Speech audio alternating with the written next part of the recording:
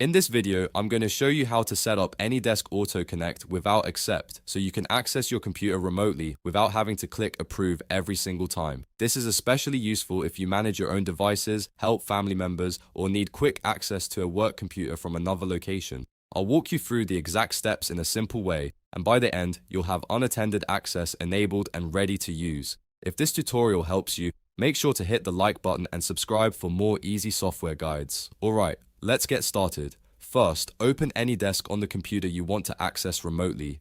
This is the device that will stay at home, in the office, or wherever you want to reach from another location. Let the application load completely so all of the settings appear properly. Once AnyDesk is open, look for the menu icon in the top right corner of the window. Click that menu icon and then select Settings. This is where you'll find the security options that control how people can connect to the device. Inside Settings, click Security or Access depending on the version of AnyDesk you have installed. Some versions may label the sections slightly differently, but the goal is the same. If the settings are locked, you may need to click Unlock first. When that happens, approve the administrator prompt if your computer asks for permission.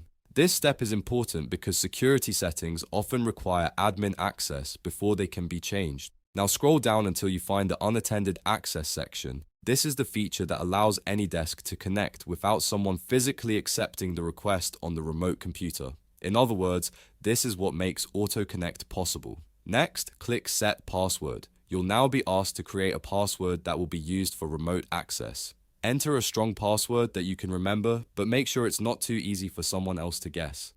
After that, confirm the password by typing it again. This password is what will protect your computer when someone tries to connect without approval. After you set the password, choose a permission profile. If you want complete remote control of the computer, select Full Access. This is the best option if you want to be able to move the mouse, type, open apps, and manage the system remotely just like you were sitting in front of it. If you only need limited access, you can choose a different profile, but full access is usually the most convenient for unattended connections. Once everything is configured, click Apply to save your changes. This is the final step that activates the unattended access setup. After this, AnyDesk should allow remote connections without requiring someone to click Accept on the other side, as long as the correct password is entered. Now, to test it, open AnyDesk on your second device and try connecting to the remote computer using its AnyDesk address. When prompted, enter the password you created. If everything was set up correctly, the connection should go through automatically without needing anyone to approve it manually.